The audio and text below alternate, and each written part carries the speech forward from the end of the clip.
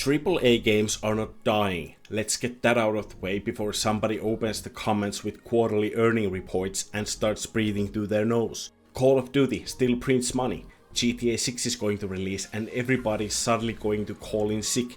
Nintendo could release a Mario game tomorrow where the whole plot is him renewing his passport and it would still outsell most games by accident. AAA is not dying, but it's getting harder to believe the old promise that bigger automatically means better when a solo poker roguelike, a hand-drawn bug Metroidvania, and a card game about climbing a horrible tower can feel more alive than a superhero game that has $1 billion budget and still manages to launch broken. Alright, grab some coffee and get comfortable because I need to glaze indie games. First things first. Yeah, I know the word indie is messy. I'm not trying to build a legal case around the word.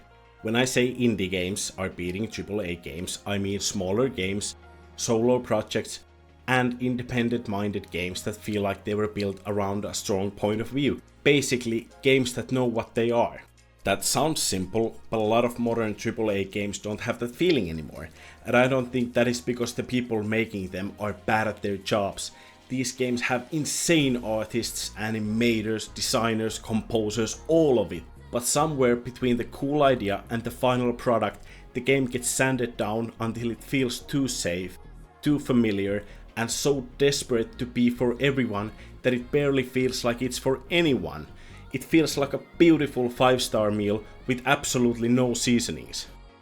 We all have played that game. The animation is good, the map is huge, the combat is technically fine, and there is probably a dog you can pet because apparently that feature is mandatory by law. You play for a few hours and think, yeah, this is okay, and then you never think about it and you never open the game again. That's a brutal place for a game to be, not hated, just disposable.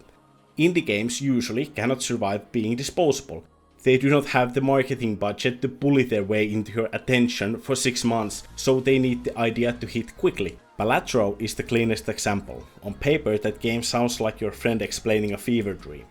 It's poker, but roguelike and they're jokers and the numbers they go stupid. And you think, what the fuck? But then when you actually play it one night and suddenly it's BAM, 5 AM, the game works because everything is pointed at the same loop. Make a build, get greedy, make a terrible decision, blame the game, immediately start another run. AAA often has the opposite problem. You play for 3 hours and you still don't really know what the main thing is supposed to be. Everything has been sanded down so much that sometimes the game barely has any soul left. Meanwhile, Disco Elysium is a game about a drunken cop waking up on the floor, arguing with his own necktie, and somehow that thing has more soul than half the games where the main character is trying to save the universe again. But indie games are not magic, there are plenty of shit ones. Steam has enough unfinished survival crafting games to build a second Steam, and half of them have screenshots of a man holding an axe in front of a tree.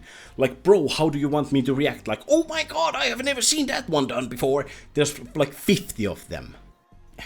Anyway, when a smaller game hits, it often hits with identity.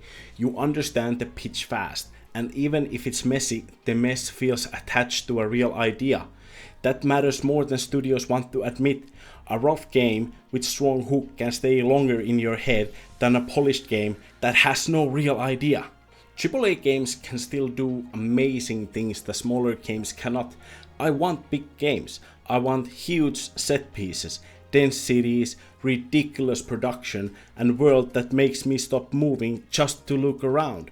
Scale is not the enemy. Scale with no taste is. That is why indie games feel so exciting right now. They can be specific, they can be weird, they can build the whole game around one idea and trust that the right audience will find it. And AAA does not need to pretend to be indie. Please do not give me a $300 million cozy roguelike deck builder with a cinematic universe. I can already hear the shareholder call in my head and I hate it. That is not the lesson. I still want the giant worlds, the huge set pieces, the ridiculous production, all of it. But all that scale has to be pointed at something. That is what indie games keep proving. A smaller game with clear identity can feel bigger in your head than a massive game that forgot why it exists. AAA still has the money, indie has the momentum, and if big studios want that momentum back, the answer is not copying indie games. It's remembering that players do not fall in love with budgets, they fall in love with games that actually feel alive.